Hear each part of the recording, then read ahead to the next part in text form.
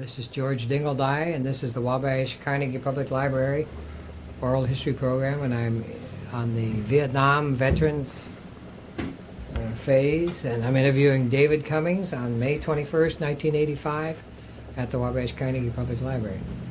Dave, the first question is going to be a curve because you and I haven't even talked about this, but tell me about your background, your parents, and your mother's maiden name, and where they were from, and where you were born and so forth.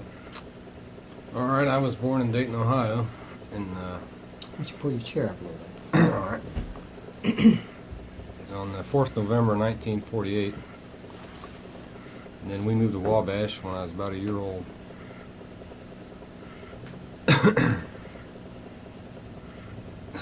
Your dad's Okay. family? Okay, all my relatives live over in Ohio. Mm-hmm. Who were they? Well, my mother's maiden name was Flint. Flint? And a given name? The first name? Her name's Irene. My father's name is Wayne Cummings. Yeah, okay. Want to know where they work, or? Yeah, tell me about them and how many in their family and so forth. Why did they come to Wabash?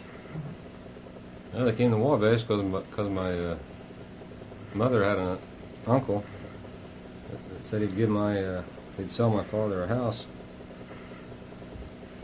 relatively, cheap. Mm-hmm. So we moved to Wabash. He got a job at the time GE, General Electric. When I followed up, he went to Honeywell's, and then he's now working at Celotex. He has been for quite a while. Mm-hmm. My mother works at Wabash Incorporated. And I've lived in, basically I've lived in Wabash all my life till I got married, then I moved out around Rowan, when I Stockdale. Yeah. How many were in their Wabash. family?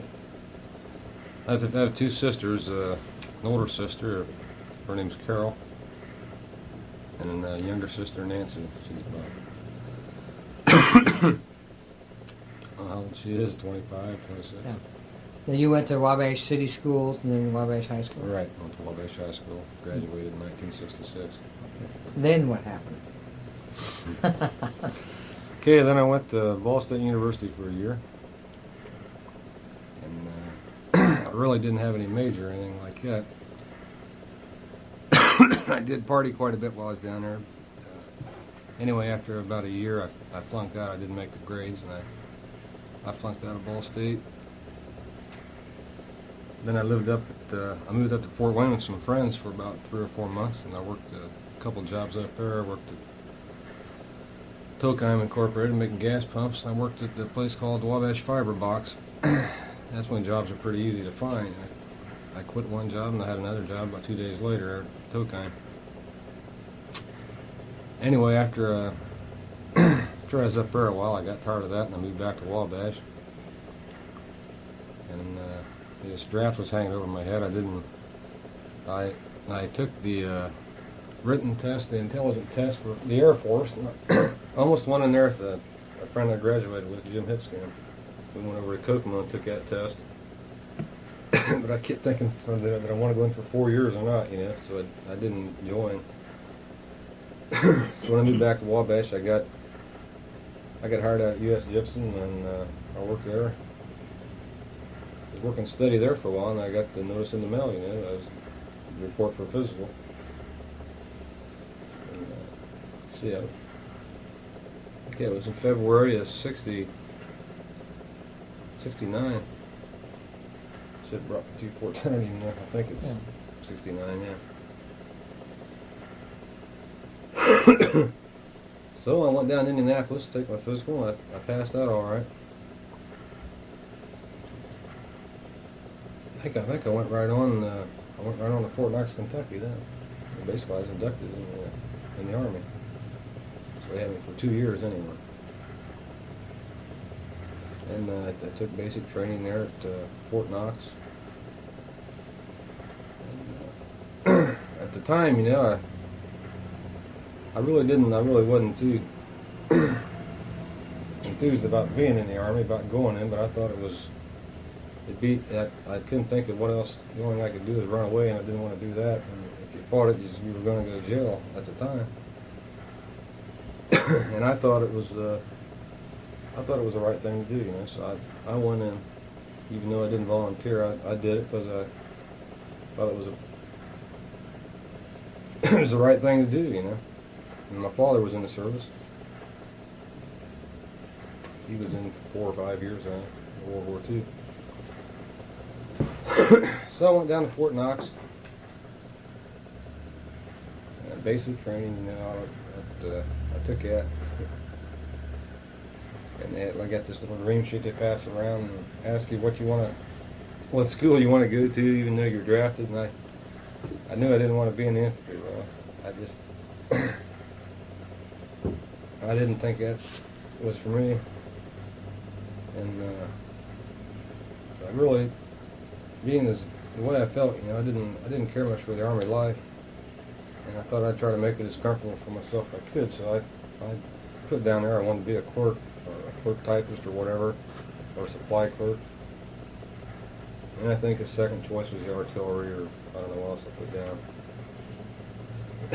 But after basic training, they told us, you know, that 90% of us were going to go over to Vietnam. And I remember being outside there. They told us where we were going to AIT school at. Like a lot of people were going to Fort Polk, Louisiana, and the infantry school. And they told me I was going to.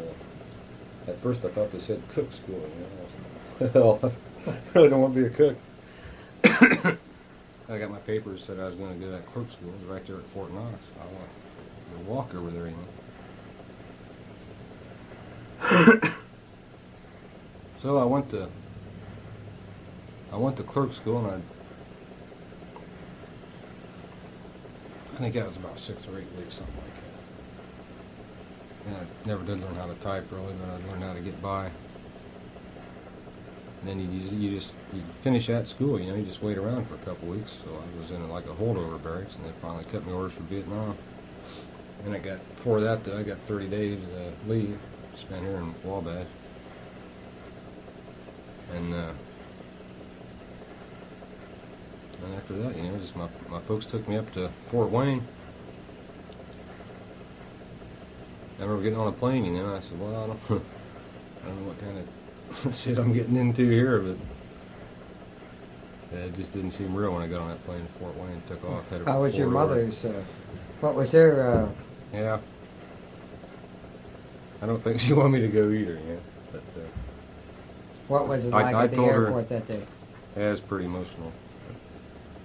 I don't know, I tried to act real tough, you know, but I got on the plane, you know, and I was pretty upset about it.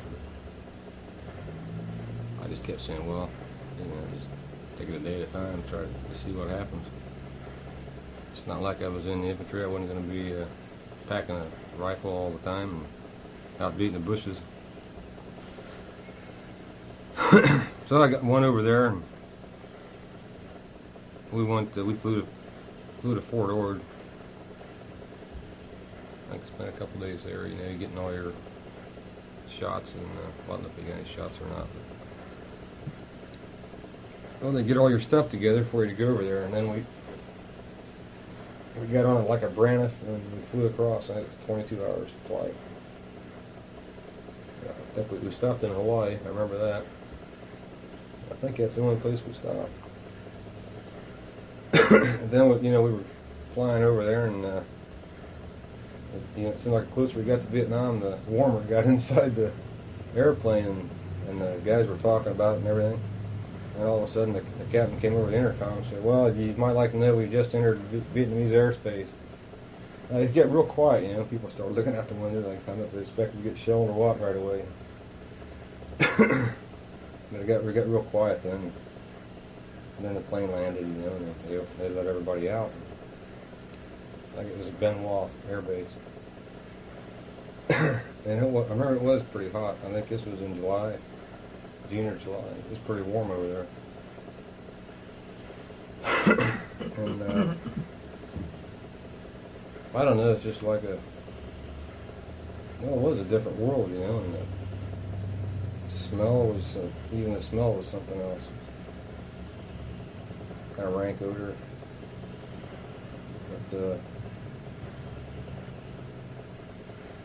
one man described it as, he said he could smell it on the airplane. before they landed. Yeah. Was it that strong an odor? It was rather unusual, yeah. Well, I didn't notice it too much until we got off the plane. It was just really humid out. You could smell garbage and I don't know. But then after that, to find out where I was going, so they got right there in Saigon, they brief you, they had briefings, and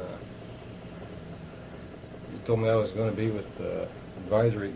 Well, they tell you like they split the country up in like 1, 2, 3, and 4 corps. They tell you where you're going to go, and they said I'd be going down in the 4 Corps, which is down the Mekong Delta. And I was assigned to advisory team 50. I was attached. I was assigned to it. And I was supposed to be the company clerk, I guess. But when I got there, they said it didn't have one. He was due to leave in a couple months. I didn't, at first I didn't feel too bad there in Saigon. It was a pretty good sized town. Then with the Canto, and I said, well, this ain't too bad. It's still pretty good sized town, you know. We got plenty to cover here.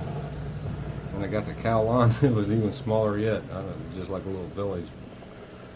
But it wasn't too bad because there were, down the road about a half mile, there was a special forces camp. They had a small camp down there, and there were some. I think on the other side of the road there were some Vietnamese Rangers or something. And so you had quite a bit of cover there, protection. I remember I got there and I didn't know what the hell to expect, really. And I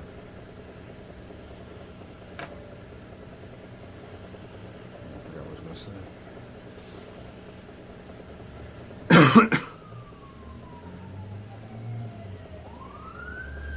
Anyway, I got there. I finally reached my destination a couple days later, where I was going to be stationed out there in the Delta. And I started it's not, I guess it's not real exciting because I wasn't a combat veteran, but I started learning this job of clerk typist, and I really couldn't type that well. So after a couple months, this guy came in. He also was assigned there, and he was supposed to be a rifleman. Turned out he could type, so they moved him into the clerk typist spot. Put me over as a mail clerk. And they also sent me on convoys. I used to like that because it kind of broke the boredom. It got pretty bored down there. This was in '69, and it was after the Tet, you know. And the guys that had been there, I talked to. They said, "Well, you should have been there about 3 or 4 months ago. You know, we got shelled every day. That shit was coming in every day, every night." I told them, I'm sorry I missed it. Yeah, thanks. But I guess they did get shelled quite a bit. Just to digress here from it, were you on a fire base then?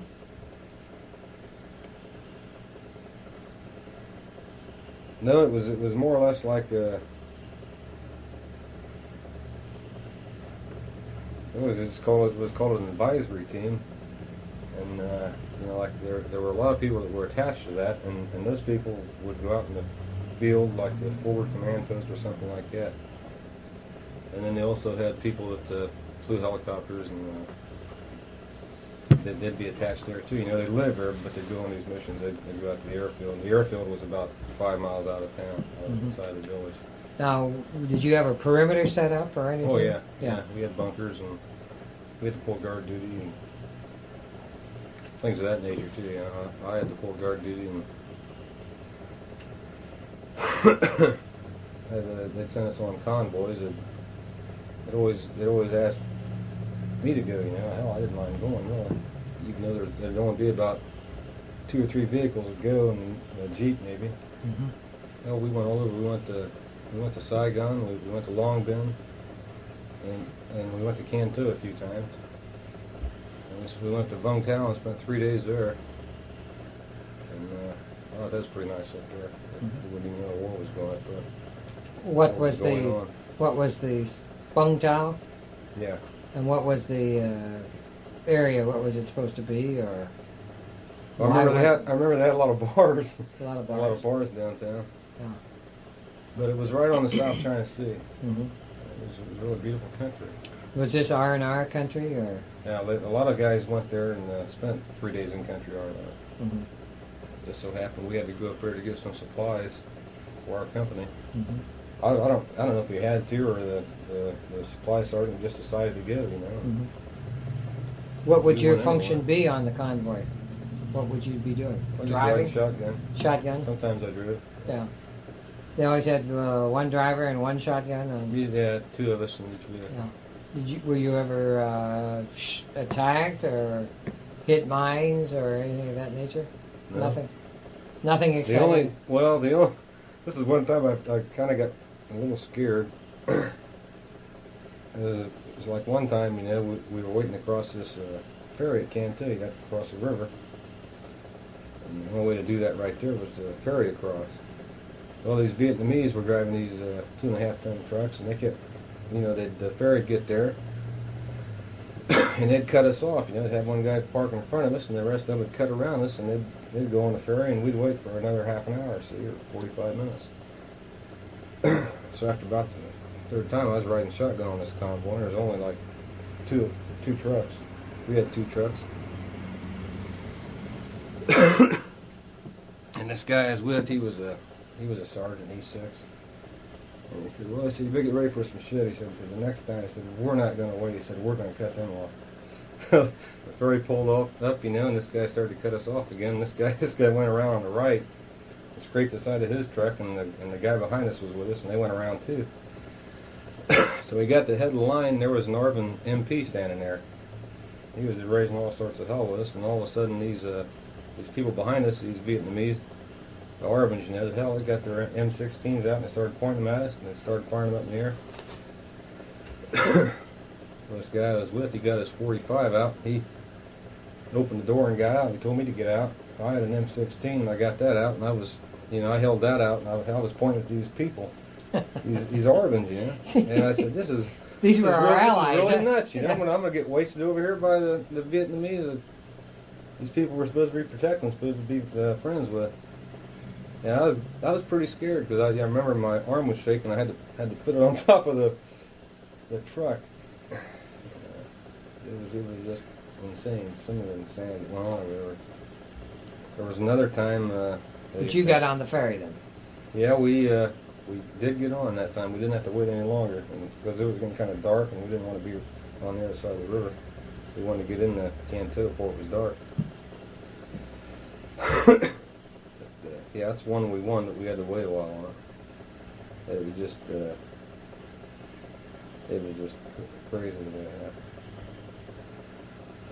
Then another time, there was I don't know, you know, I mentioned earlier there was a special forces camp down the road, and on the other side, I think there were in this other camp there were some soldiers that were Cambodians, and they didn't get along with each other. Or I don't know if they were Cambodians. There were those tribesmen, the Montagnard tribesmen. Or, Mm-hmm. I'm not sure if the pronunciation is right.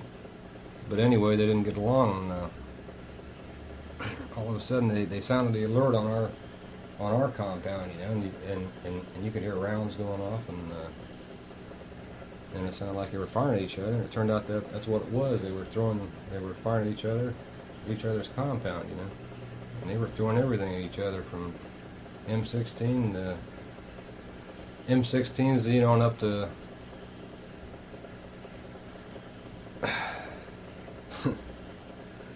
yeah, well, I'll get it out in a minute. M16s and hand grenades and mortars, they were throwing at each other, and so we had to go and get in our bunkers, you know, and we're looking at that.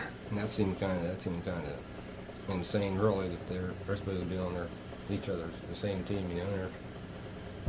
They're trying to kill each other. And we found out later on that day about 4 of them were killed, just in that little skirmish they had amongst themselves. You know, I don't know if they got bored or what. They wanted to see some action. Yeah. But none of the special forces, you know, I guess they got on their airboats. They patrolled down the river. They took off.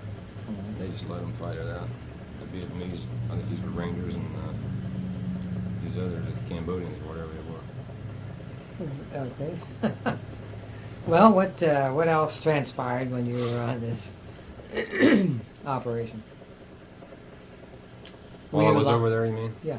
Were you allowed into the closest town or the village Yeah, we could go into the village. during the day? Yeah. At Is night that- also? Or? Well, not at night. No, we had a curfew. I think it was 7 or 8 o'clock at night. And what would you guys do in the daytime when you went in?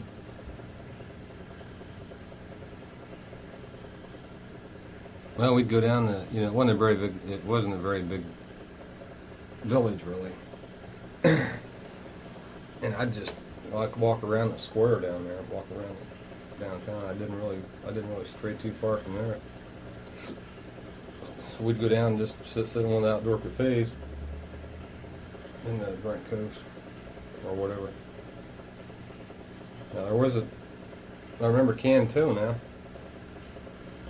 There was this section of town in Cantu called the Benson Moy that was exclusively for, I think, for the armed forces. What was it called? It was called Benson Moy area. It was like in Saigon, they had Tudo Street. This was more or less in what it was in Cantu. They had bars and it was just full of bars and massage parlors. Opium dens, I heard. I never went to any, but I heard there were. Every time I'd go to Cantu, I was a mail clerk, and I'd go pick up the registered mail. And I'd usually stay at a hotel right close to the Benson Moy area. Something for entertainment, I guess. Yeah. Were prices cheap in those days? Oh yeah, yeah. Really? Pretty cheap, pretty reasonable. But I don't know. It was quite a while ago. What other excitement happened on the operation?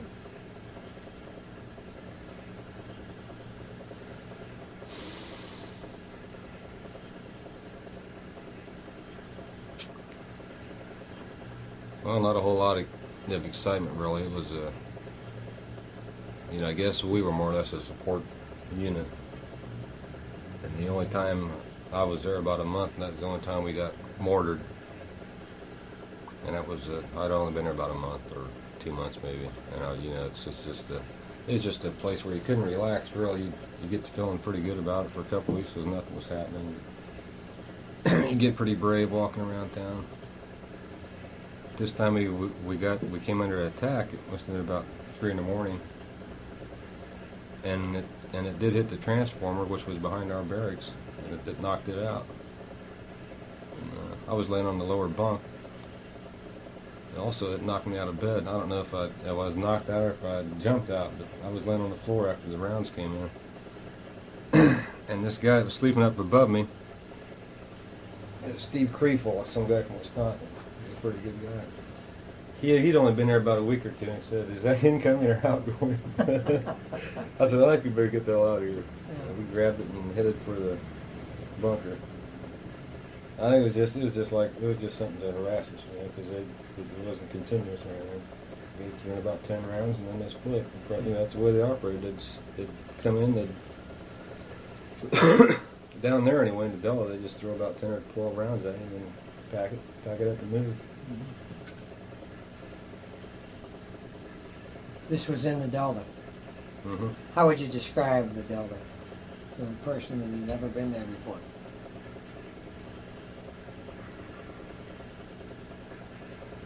Well, where I was stationed, it wasn't, like it was only about a block really from the Mekong River, maybe a little further.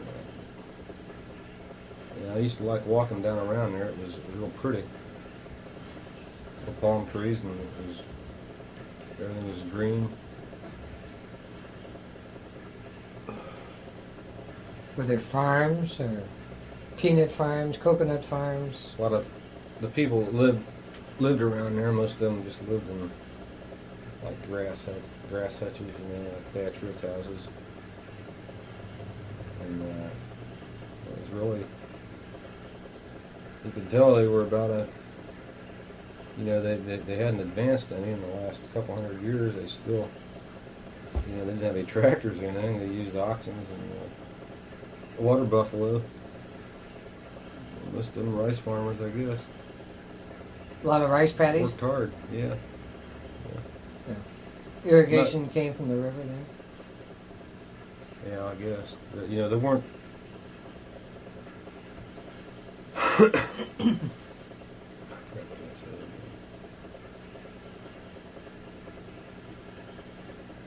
It was just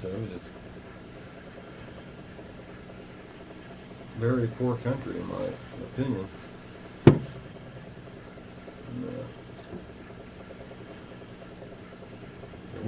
There weren't any mountains. No, not like in the Central Highlands or anything. It was more or less pretty well flat.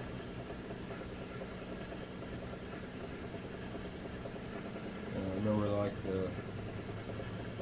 the monsoons. When the monsoons came, that was crazy because it seemed like you'd see a cloud start to appear about every day about the same time. In the afternoon, and it always happened daily, and it just rained like hell for about an hour or two, and it just quit. When it rained, I mean, buckets really came down. What was the ground like after the rain? just about what you'd expect it to be like, just mud. Like gumbo that'd stick to your shoes, and Yeah. But you couldn't get away from it then. Not a whole lot you can do about it, really. What did you guys do for recreation when you were on the base or perimeter, whatever you called it at that time? Well, played poker. They had the EM club. You could drink. You could drink if you wanted to. They also had a lot of marijuana where I was at. I'd say a lot of people. This was in the '69 now, and I'd say a lot of people I knew they smoked marijuana. I smoked it too. At the time, it didn't seem like it was any big deal, because it was everywhere. And the officers, they didn't seem to hassle you about it. Were they smoking it themselves? I smoked with a couple lieutenants and a captain. They were a little more.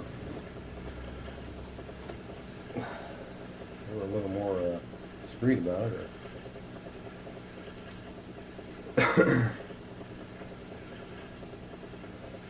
Using pipe or rolling your own, or?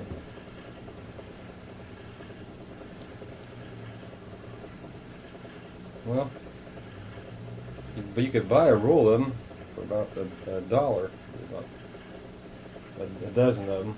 You could buy them for about $1 off a certain mama son. Off the post, of course. Off the base.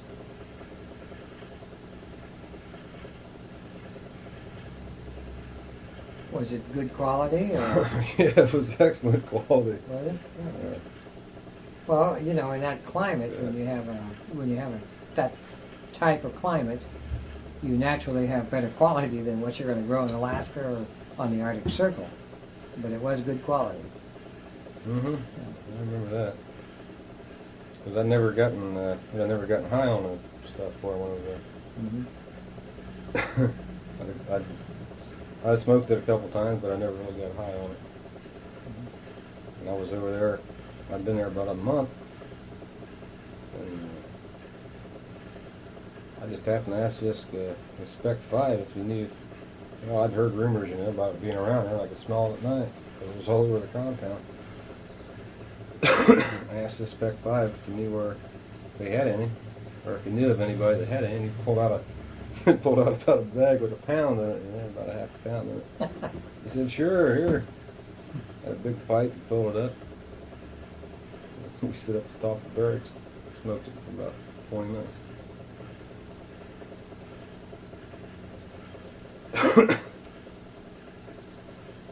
I don't know, I don't know if that was, maybe it made things easier for me, that's why I did it, or because it was there, and I just thought it was like recreational therapy, I guess. Like a lot of people did it, I'm sure. A lot of people I know over there did it. So. Was there any heroin or any of this hard stuff around? Or? Oh, hell, there had to be. I heard there was. I didn't. As we were talking about the various situations and everything else, and recreation problems that everybody got. What did they, volleyball, basketball, horseshoes? Yeah, they had volleyball net set up there. You play volleyball. We went out to the air base a few times, played softball games, had softball games going. They had things like, I think once a month they had cookouts, they'd cook steaks out, And that was all right. They had USO shows. Sometimes they'd have USO shows come in. They'd be like nothing like Bob Hope, but small time. They'd have maybe a couple of girls from Australia and the guy singing a song or something. For the most part, they were pretty. Well, it was borderline if they were entertainment or not, But they'd have bands. They'd have like a rock band coming every now and then. So some guys that were touring the country. They were in the army. I can remember that once. Were you bored? Yeah, I was bored. Did I you? was. I don't know. I was angry too. Why? I didn't like the army. Yeah. I didn't. At first, when I went over there at first, I said, well, this might be a noble cause, and I might win this war. Might turn out all right. I said I'll do my best. I'll do my part. What small part I can do. The longer I was over there, I couldn't really see where we were gaining anything. We weren't minding any offenses. From the looks of the Vietnamese people, it didn't look like they really wanted us over there. A lot of them, I don't know, you can just tell by looking at me, they hated your guts. And they didn't want us over there. I think a lot of them felt that way. Or they might have felt that they just didn't, they were tired of the wars, because they fought it for so long. But I don't know, I just went along with it because I just, after I'd been there a while, I knew I didn't want to re-enlist anyway. Nixon was the president by this time, and Yeah. Johnson was out, and Nixon was in, this was the time they had tried what's called Vietnamization. They were going to turn everything over to the Vietnamese. Slowly and gradually, but as a protest mounted here in the United States, it became a little more, it happened a lot quicker, I think. Even though, what was it, 69, 70, I was there, it still took 5 years after that. So. After the Tet Offensive, then I think that the American public let the people in Washington know that we weren't going to win the war, that we couldn't possibly win the war, and then things started slowing down. Was that your reaction at that time or not? That sounds pretty close. It seemed like it slowed down quite a bit just when I was over there. Yeah. We weren't really doing anything. When the most action you see is going on a convoy to Canto to pick up a pallet of beer, so the guys back at the base can get drunk. Risking your life for that, huh? I don't know. We didn't feel like you were very patriotic at that point then. No, I didn't. What was there anyone making any overtures in the Army at that time, saying that maybe we're in the wrong spot and we should get out or do something else or go to Canada? Or there was no You dissent. mean while I was over there? Yeah, was there any dissent among the Army themselves? Yeah, I think a lot of people felt like I did. It reached the point where it was getting pretty hard, to feel gung-ho about the whole thing. And I think a lot of people felt like they just wanted to do their tour over there, 12 months or whatever they had to do, and not really take any chances. Just make sure you got your ass back home, I don't know too many people want to be a hero. They just want to get back home. There was a guy,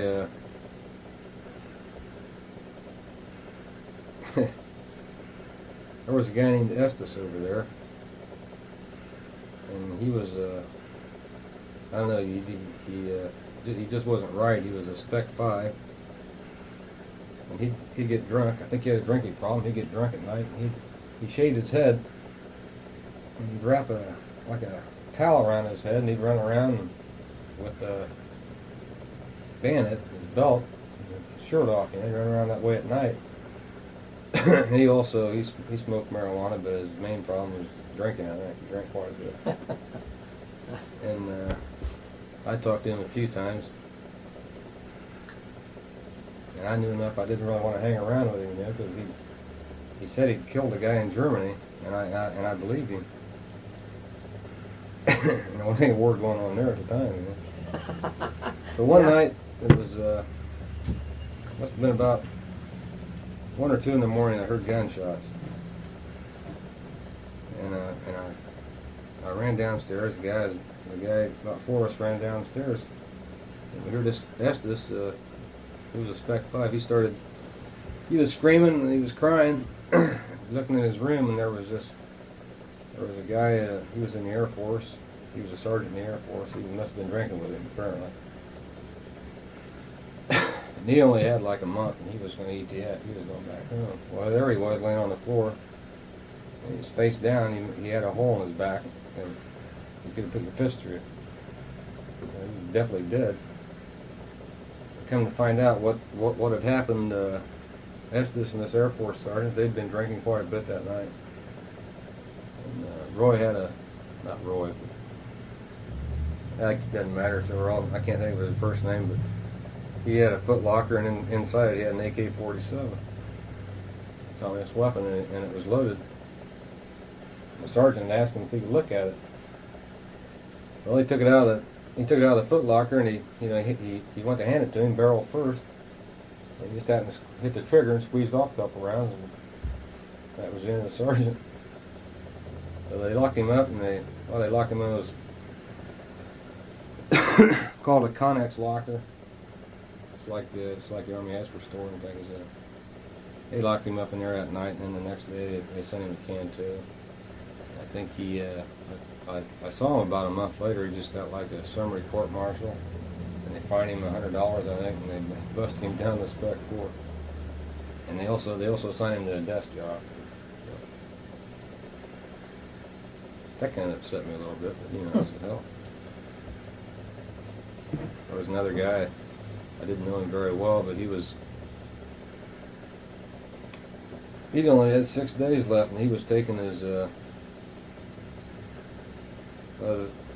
this guy was a mechanic. He was like a Spec 4, and he was taking his pilot out to the airfield, and they'd both been drinking. They were partying. They just kind of had a few days left.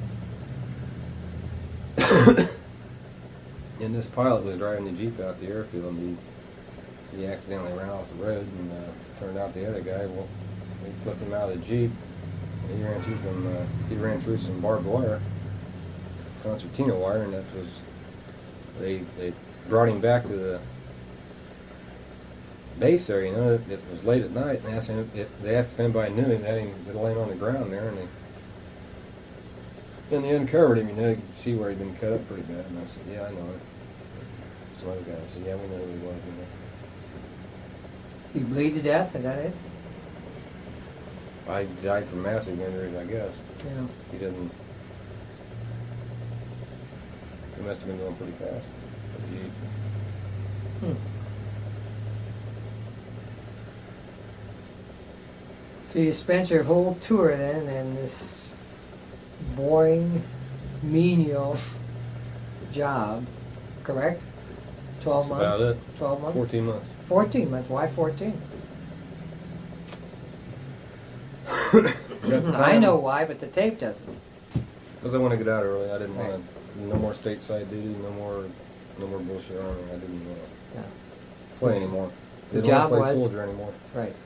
The rule was that if you signed for an extra 2 months, You had if you had less than 6 months of stateside, they would discharge you upon return to the United States. So you took that shot. Were you worried at any time that you might get rocket or incoming mortar or something like that in those 2 months? And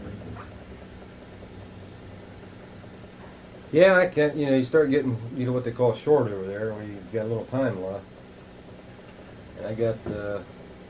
I think I had about 2 weeks left, and I really didn't want to go any more convoys. Well, they sent me anyway. with 2 weeks left to go. Sent me to Cantu, Yes. and hell, they sent us down the Kim Van Road, which was the only way you can get there. And it's not like Highway 1 was over there, or wasn't paved or anything. This isn't 24 to Peru then. No, it took a while. It took about half a day to get 20, 30 miles or whatever. It wasn't the greatest of shape. It's supposed to be supposedly secure most of the time. Well, there's several places along there where it looks like you get ambushed. I always got a little leery when we got around there. And that was only a couple weeks before that there was an advisory team down the road, advisory team 84, I think it was. Well, there was a captain and a sergeant in a jeep, and they got ambushed. And they just blew them all over hell. But they said at the time it was secure. It's about a week or two later when I went down there. I said, well, I guess if I buy it. What are you going to do? You can't. Didn't tell them no. He didn't want to go. 14 days left to go, and they send you out on another convoy. Yeah. Obviously everything worked out all right, or you wouldn't be sitting here telling me the story. Yeah, I made it. Was there much, you had access to a hell of a lot of stuff. Was there much opportunity to enter into the black market? And you talk about pallets of beer and things of that nature. Now, somebody went into the black market because one of the other guys told me that they would come in off a patrol. Maybe you've heard this story. They'd come in off a patrol and back into the fire base, and there would be Vietnamese kids standing there selling them cold beer for $1 a can. Yeah. He says it wasn't the beer. He says that sort of amazed me. It was the fact that the stuff was cold. He often wondered where they ever got the ice to cool the beer. So I was wondering if there was much of an opportunity to black market the stuff, and obviously it was being done someplace. I know in Cantu, the people that controlled the black market in Cantu were the people from India. The Indians. It seemed like, they ran all the little shops, like the clothing shops, Merchants. coins, and Right. seems like they ran all that. And I remember one time I was a little short on cash, and I stopped and bought a couple cases of beer for like $4, and I took it to the shop there in the Benson Moore area. I got about $20 out of it. Mm-hmm. Also got a hotel I got a room for the night. Did he throw in his daughter to boot, or? I threw in one of the maids. That was Plus always a the meal. story, I'll Plus a bring my meal. sister, Well, I could drink beer free all night. yeah. That's interesting, because no one has ever mentioned the fact that the Indians were the merchants in Vietnam. Was Well, that I pretty know universal? Well, I know in Cantu anyway. It seems like they ran all the shops. Yeah. They're good merchants. Oh yeah. Yeah. Got a head on their shoulder. Yes. I suppose the Vietnamese did too, but it seemed like the Vietnamese they always had all the goods. They had a little stand set up with cigarettes and all American items in it. But if you wanted to get, I've heard, if you wanted to get the most for what you're selling, you'd want to take it to an Indian because they'll give you more for it. I never did any big time like TVs or anything like that. That's the only time I did it was 2 cases of beer.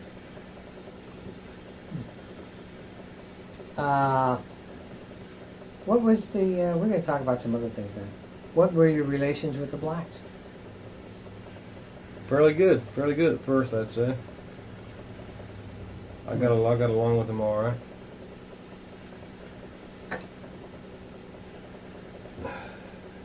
I heard stories, like there's like in Saigon or the Long Binh, places where there are a large population. I just heard stories where you couldn't, or some places you just didn't want to go. You didn't want to go, or your life would be in danger.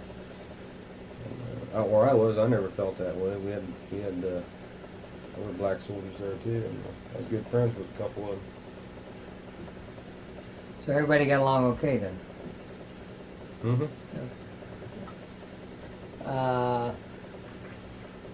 Fragging was obviously not a problem. No, I didn't hear about that till after I got back. We talked about protest. We talked about drugs. Did you get it? Did you have R&R? Yeah, I went to Sydney, Australia for a week.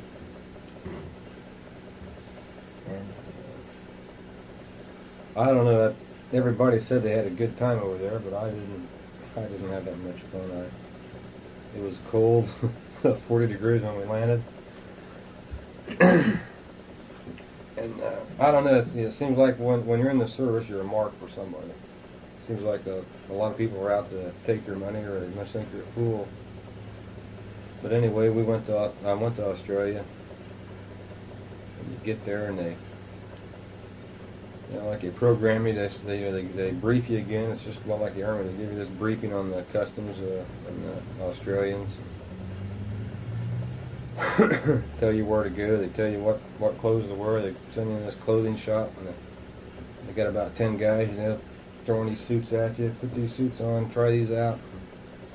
Well, I got a couple of them, and I didn't think I wore it one night. yeah. And I also bought some clothes I had of my own, some civilian clothes, and I just wore those most of the time. Wear the cheap suits, and everybody knew you were. They knew where you came Everybody from. was sitting on you. I stayed at a hotel at the King's Cross region there. And Basically about the same thing, bars and they had movies. did you go by yourself, or a couple guys from the outfit together? I went with another guy from Texas. Yeah. We went at the same time. How about Agent Orange? I don't think that's not being a combat troop and not being out in the jungle that much. I don't think it's affected me any. I don't think I came in contact. Did you ever see any? Did you ever see any areas? I didn't even. Defoliaged about any it. of the areas? Nothing. Yeah. So I as really far didn't know too much about it after I got back and read about it in the papers. Yeah. I've seen a. I think I saw an article that a veteran showed me. It showed where the areas were sprayed, and the Delta wasn't that heavily sprayed. Yeah. Mostly up in the north. So you don't think you had any effect then? Or I don't think so. have you taken the test? No. You intend to? Well, somebody told me I should. Really.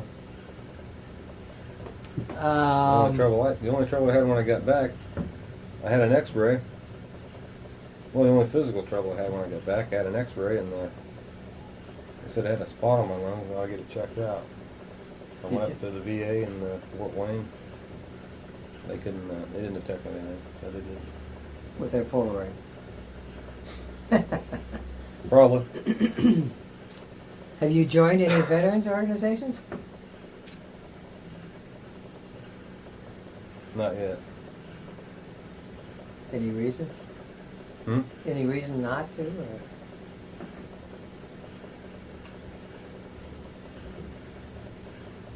Or? The only thing I subscribe to the Vietnam Veterans of America paper they send out every month. No,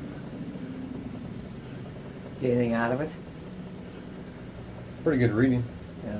I like reading some of the stories in it. Yeah. I think the thing that got me is when I left, after 14 months. I remember getting on that plane and as soon as the guys I made friends with, they were with me out the airport, about 2 or 3 of them. And it's weird, even though I was a mail clerk, I never wrote down anybody's address.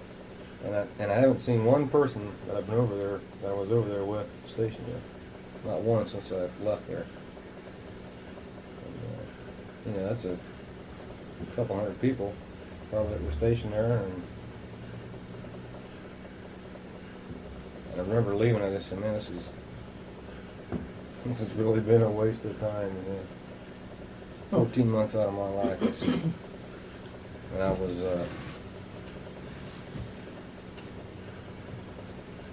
I don't know, I really had mixed emotions about it, George.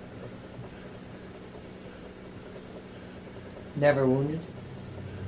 No. Do you think emotionally that took a toll or not? Well, yeah, I think it did on me. I think anybody that spent any time over there, I don't care if they were playing in a band for the USO or something of that nature. I think it's still, everybody's got their own feelings about it, And when I came back, you can't help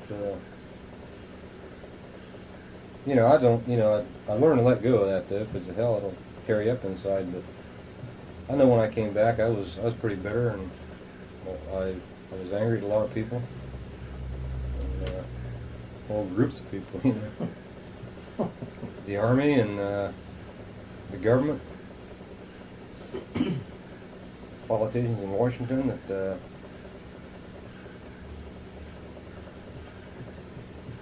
just a lot of people, I had a lot of resentment. And I didn't understand a lot of things, and probably never will, but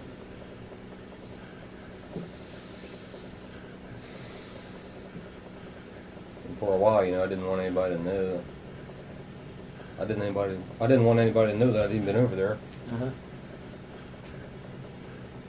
Because it wasn't too popular back when you came back in 1970, and everybody said, "Oh, you poor bastard," or, they felt sorry for me, and I didn't really want anybody feeling sorry for me. I just wanted to go on and live my life, but still the questions were there, And like I say, I didn't have any answers. I couldn't talk to anybody about it for a long time. Most people didn't want to hear it anyway. Did that hit you guys right at the right time, or what? And I have no reluctance of any of the Vietnam veterans to talk to me. And they tell me all the stories and their feelings, and is it that far removed now, do you think, or what's the reason? You mean, why more? Why would you take? Why more people are talking now? Why would you take an evening to come down here and talk to me? And I've had 15 or 18 others that have done this, and they, I'd say this guy, he can't possibly have much of a story to tell. And you sit down, you turn on the machine, the guy talks for 45 minutes straight. Are we this far removed now that, hey, let's talk about it and put it down on tape and forget it, or what? I just think I've never really talked about it before, because I really didn't think I had anything that interesting to say. Yeah. And maybe I haven't, but, hell, I'm a veteran too. Yeah. And looking back at it at the time, looking back at it now, I'll say that I'm proud that I went. I'm not too proud about the cause, but I'm proud that I went and served my country. Maybe not to the best of my ability, but I did it enough to stay out of trouble. I never got busted for anything. Managed to move up to Spec 4, in 19 months, and that's what I was when I left.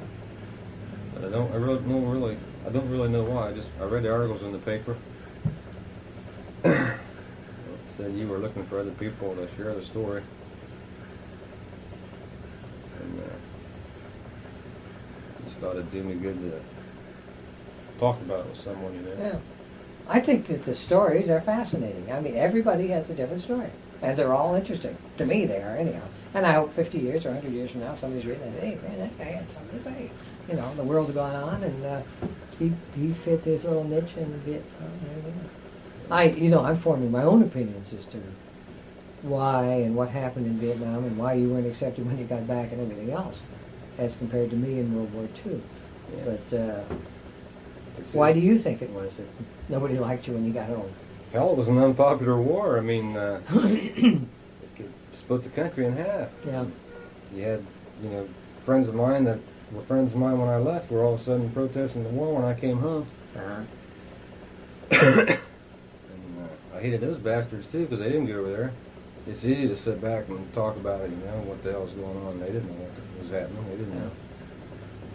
But I don't know. I'm not.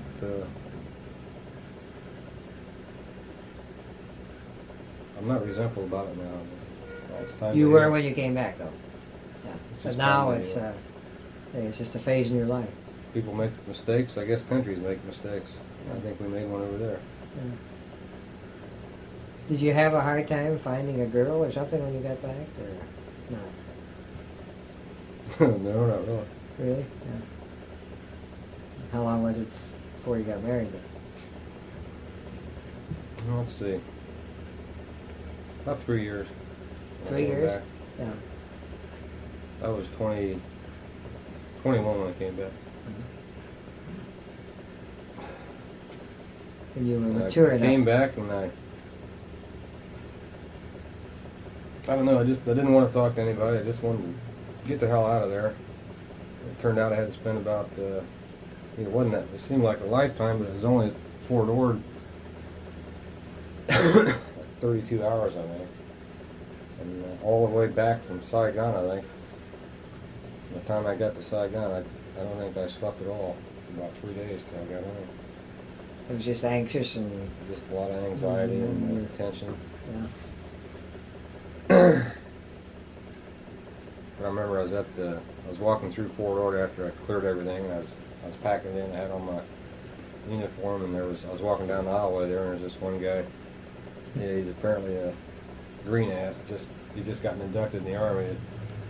His uniform was real green and everything. And I was walking along there, and a guy stuck his hand up and gave me a salute. He said, "What did he say?" He said, "Good morning, sir." I just saluted him back. I said, "Carry on, soldier." There was a spec 4, Yeah. That's pretty neat. Would you fly right straight back then? What month was it when you got out when you left Fort Ord? Coming What out. is that? I think it was September, maybe. Yeah. You were leaving the heat of Vietnam and the contrast to California. Came right home? Come right to Wabash? Yeah, I think. I don't know. I think a lot of people had trouble with that, because they'd been over there, and it's like a culture shock. I guess you're over there for a year or so, and then all of a sudden you're on a plane, you're headed home, you ETS, and you're sitting back in Wabash, and really you don't have time to. All that shit starts coming back at you. So you don't really have time to sort it all out before. Maybe they should have had like we'll let everybody come home a month early and deprogram them or whatever, but I had a lot of anxiety. I mean, I remember I sat around the house for a couple of weeks, and then I went back out to Gypsum where I worked. Got my job back because I really didn't have anything to do. I went back to work. I've been there ever since. How was your relationship with your parents when you got home? Well, Remember, you're just I was a kid living at still. home. I was living at home, yeah. Yeah, you're just a kid still. And I know I never drank too much when I was over in Vietnam. But I started drinking a lot more when I got back, you know. And I've had a lot of trouble. I'll admit I've had a lot of trouble with alcohol. And a little over 3 years ago, I became a member of AA. And I haven't had anything to drink in 3.5 years. But it took me a while, took a lot of pain and suffering to get to that point, you know, where I say, hey, I need some help here. But I don't know if who knows, I might have been an alcoholic even not going to Vietnam, you know, but maybe it might not help me out any either.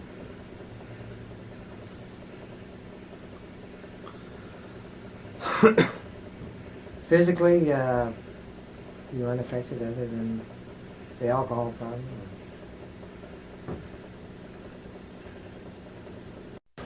Okay, we were talking about post-war problems. And, obviously, you had some, and how you feel now that here we are? Readjustment problems, I guess you might term it. Readjustment problems, yeah. And alcoholism. And AA helped you. Yeah, they've helped me immensely. Yeah. Are there any other Vietnam veterans in the group? Yeah, there are. Are there? Yeah. They're doing okay? Yeah. A couple of them, I won't mention any names, No, but no. a couple of them saw some pretty heavy combat. And Marines. They really have a lot of hostility in them, too. Seem to be, at least they're staying sober, you know, they're not drinking. Mm-hmm. That's, I learned a while back that didn't really solve anything. Temporary cure, but that's about it. I noticed in just sitting there looking at you, I was just noticing your fingernails. What's happened there? Is that jungle rot or? I don't know. I know another guy I work with that has his fingernails are, I mean, all it is, they're blackened and they're about the same. It's a fungus, I guess. From? I didn't have it before I went over to Vietnam, and I've had it ever since. I went to a specialist over in Marion, and it cleared up for a while, but I'm kind of nervous anyway, and I chew my nails, and that doesn't help. Mm-hmm. But he doesn't say it's a result of Vietnam? Or? Yeah, he just said it's a fungus. He said it was fairly common. Huh. I don't know if it's... I've also read where people who are exposed to Agent Orange, you don't have any fingernails. I don't know, it's not on all of mine. Oh, that's I didn't. How about the Vietnam Memorial? I'm all for it. You've seen it on TV? Mm-hmm. Would you like to see it in person? I'd probably get. Look nice to you? It's kind of black and ominous, and I guess that's the way the war was, you know. You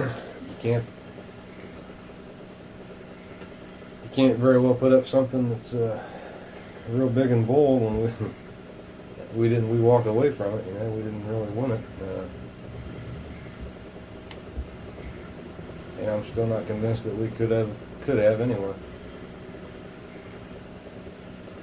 Do you think we could have won the war? Or?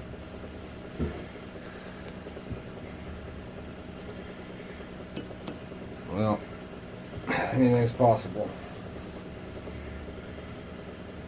Well, I don't think the majority of the Vietnamese over there wanted us over there.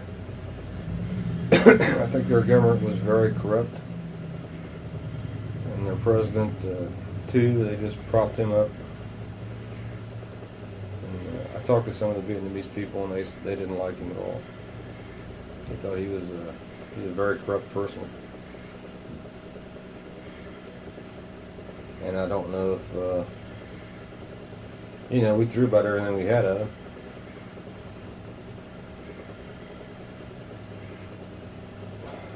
We probably could have won if we would have launched a major offensive and taken it to them instead of sitting back on a defensive all the time. But I don't think our country was ready to pay the price. We lost 58,000 people the way it was. And who knows, we might, if we were still over there now, we might still be losing people. On TV here not too long ago, they had, for the 10th anniversary of the fall of Saigon, they had all these programs and everything else. And Yeah. they had a high-ranking Vietnamese official who incidentally looked like he was dressed in some of our American fatigues that he captured someplace along the way. And he said that since the American government had been so willing to participate in Vietnam and defend it and to tear it up and everything else, how about providing some of the reparations like we did for Japan and Germany after World War II? What are your feelings to that?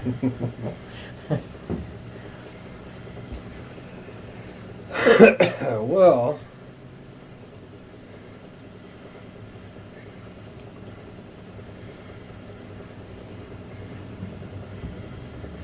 I don't know. I think a lot of people have a lot of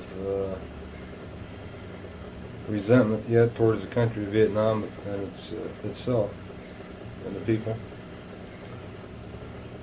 And I think that'd be a long time for that ever happens, if it ever happens. Personally,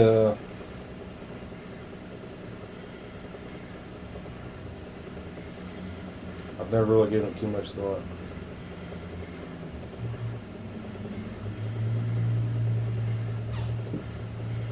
You think you'd like to go back and take a look at the place?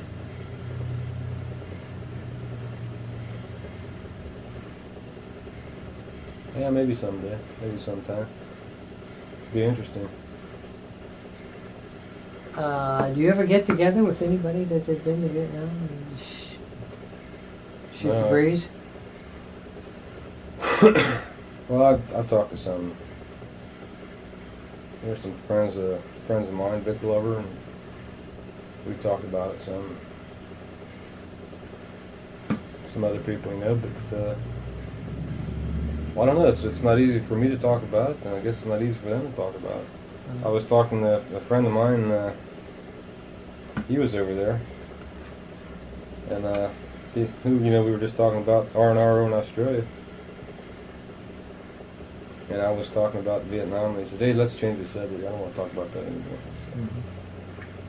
I said, "Okay, it's uncomfortable yet with a lot of people, and me too, I guess, to some extent. I just feel like, well, nobody really gives a damn. Yeah.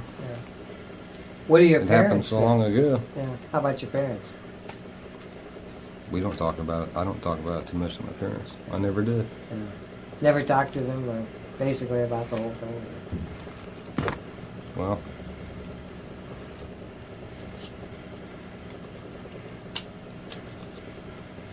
I don't know. It seemed to me when I came home, my father said that he thought I did the right thing by going over, But as far as what I did over there, they never pried, they never asked any questions, and I never volunteered any information. Mm-hmm. You like it that way? It's okay by me. Yeah. When you went back to work, did you have a hard time slipping back into gypsum? No, they took me right back. As the law. Yeah. They took me back, and because I'd worked there like 5 months or so, or 6 months. Uh-huh. I got my seniority back in. No, I didn't have too much trouble at work.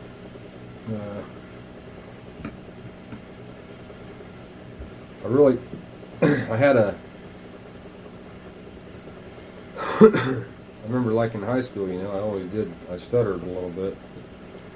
When I came back from Vietnam, I I could say like 2 or 3 words without stuttering. I was that I was that way for quite a while, you know. It seemed like I had to get drunk before I could carry on a conversation, and then I didn't know what I was talking about. Does it amaze you now that you and I talk and there's this, Yeah, I can the thoughts just flow and everything? That's I amazing. can see I've come a long way. You know, I had a lot of seems like I had a lot of guilt about some things I did over there, you know, and I've come to terms with it, and I found out that a lot of it was senseless guilt, you know. From what I've heard a lot of people do, a lot of people did over there. I don't have anything to feel ashamed of, you know. Mm-hmm. I had a job to do, and I did it without managing to get busted, or I got an honorable discharge when I left. I didn't win any Bronze Star or Silver Star or anything, you know, but I didn't go out on the way to look for one either. I had a chance to go out with the Rangers and get my CIB badge, Combat Infantry badge. Well, when they asked me, I only had like 4 months left. I didn't want to go kick it around out in the boonies with them. So no thanks. You know, it's funny that no one ever mentions the chaplains. And He was over there. I remember him. I remember his name too. And they had church services every Sunday. Uh-huh.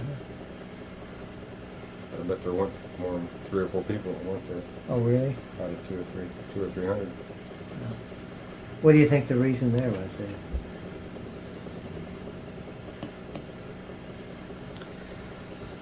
I really don't know.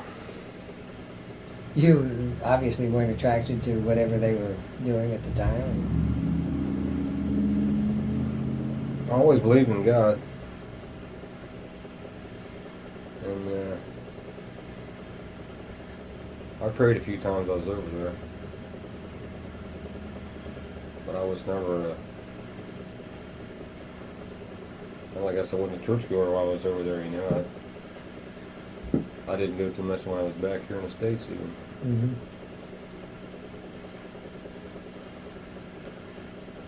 But it was there and it was available. I never won it. Well, other people won, I don't know. But your wife a big help to you, Dave, when you got married? She's helped me She's helped me quite a bit, I'd say.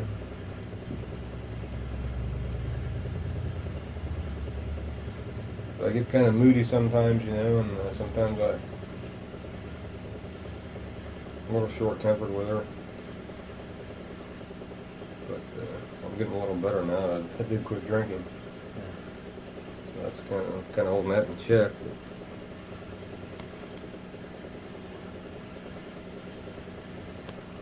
She didn't understand too much about it either, you know. She's 6 years younger than I am. But she wasn't protesting the war when I came home. She didn't agree with it, why we should be over there. She didn't think we should be over there, I don't think. So.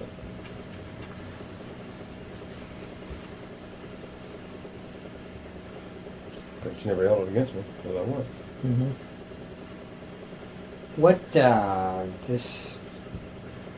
I would say the problems that followed Vietnam were really as a result of Vietnam, in many cases. And what made you decide to turn to AA? What happened? Why did all this transpire? And who was the motivator and so forth? Well, I could spend some time on that, George, but I'll try to sum it up here pretty quick. I don't know, my drinking had, well, see, when I came back, a lot of my friends,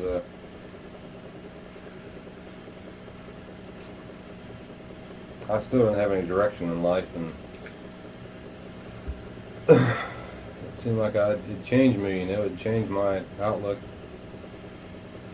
And whereas before, you know, I was pretty easygoing, I was pretty leery of people. I didn't trust anybody. And I didn't laugh very much. I didn't have much sense of humor there for a while. But anyway, the drinking got worse. And even though I try to control it, you know, it's just, it seems like whenever I drink, I didn't know where I was going to end up or what time I was going to get home. And it was affecting my marriage. And we didn't have any children at the time. And back in 1980, after one bout, I got off work at 8 in the morning and I drank till about 3 in the afternoon. I was coming home from Peru there on 19, and I ran off the road. I was in a hurry to get home. I thought I'd get home and beat my wife home. You know, tell her I'd been sleeping all day, try to con her. And I was in a hurry and I ran right off the road. I rolled over a couple times and I spent 5 weeks in the hospital.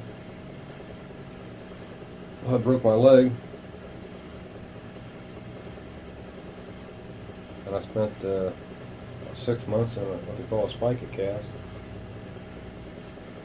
Like a customized version of a body cast. It was pretty uncomfortable. And after that I thought, well, something better change, you know, I'm not going to be around too much longer.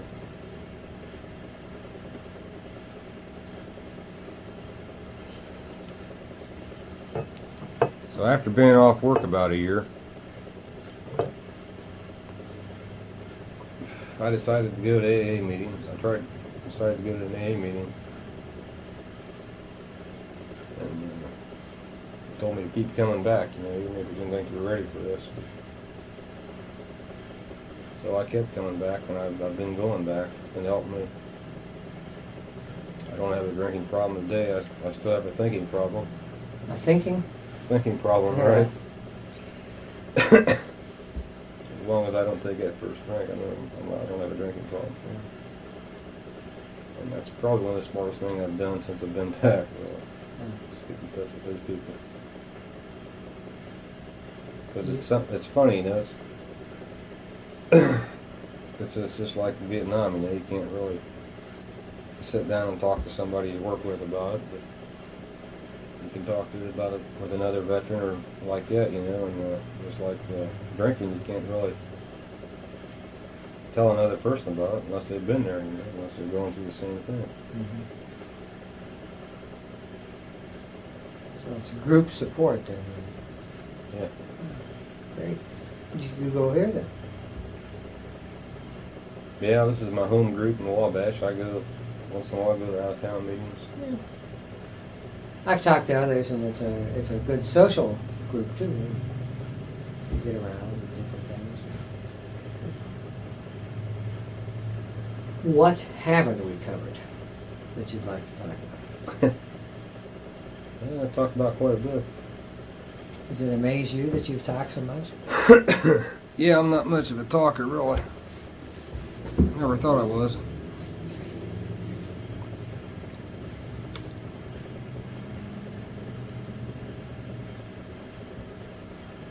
Think we'll ever get involved in another Vietnam situation?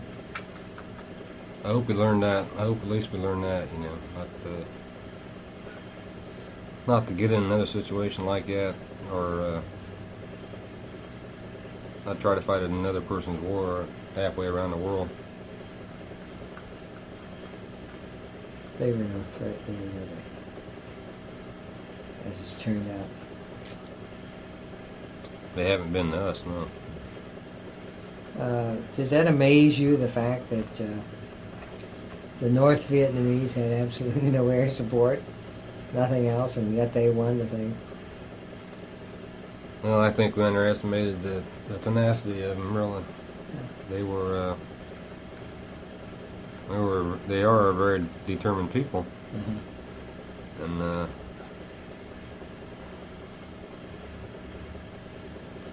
you know, we could send in wave after wave of bombers, but hell, when you got underground cities and hospitals, after a while, you know, they knew right when they were coming.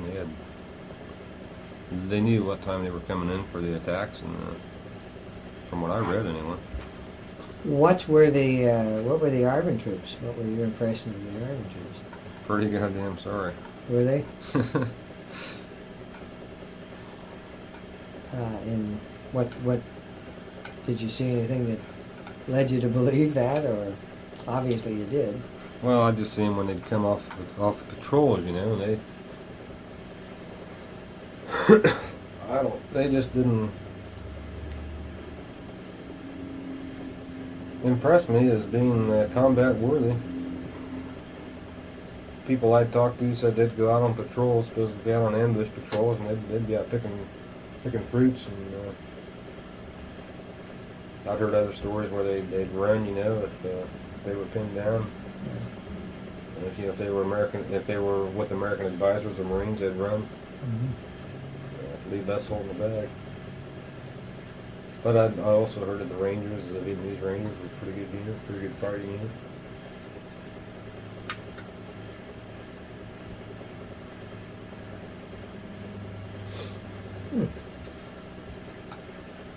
Well, I think this has been an interesting evening. What do you think? Been different. Yeah, I think it's great. I've enjoyed it, and I can relate to a lot of your problems. I can sympathize with a lot of your problems. And having interviewed a lot of the young men, and I think it's extremely interesting. Very good. And just I don't know. It's weird, you know. Sometimes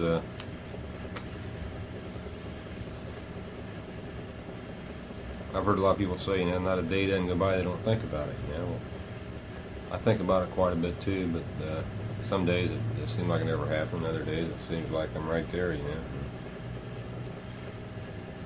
But I guess it's a feeling of just walking away, you know, after being over there for 14 months, and you don't really feel like you helped out that much, or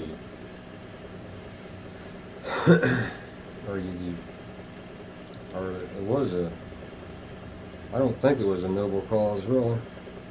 That's my opinion, but I guess I'm entitled to it. Did you ever get the feeling you didn't know who the enemy was? You didn't. Yeah.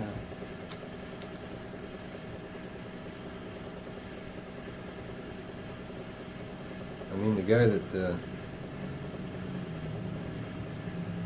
what he had, the NVA, he had the Viet Cong,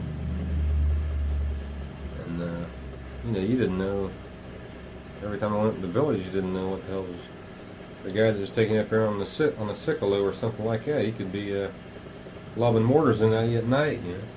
Checking you out. True. Or the guy that did our laundry, you know, he could have been in there, but it's kind of hard to tell. There weren't any battle lines drawn. I remember one time there was a little outdoor cafe, and it was right on the way to the airfield. And it was early in the morning one day, and I heard a big explosion. Come to find out, they had blown up the cafe, killed about 10 people. I think we were all Vietnamese. I never did go to that particular outdoor cafe. It was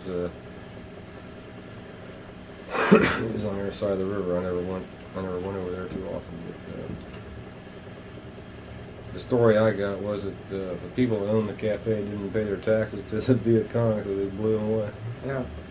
I went by there the next day. Then I was on the way to the airfield to pick up the mail. You know, there's nothing left of it.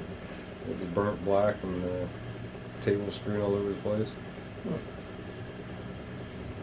Sort of got the idea that the human life didn't mean much, did it?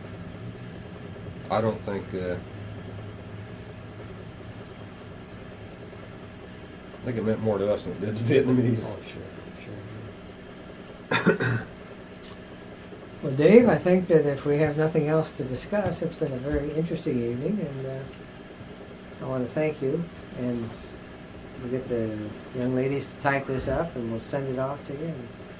And then you can spend some time correcting it and checking it out. And you can bring it back or send it back, and then it'll be part of the permanent record of the library. And thanks again. All right, I can't think of anything else right now, Joe. George Dingledye, Wabash Carnegie Public Library Oral History Program.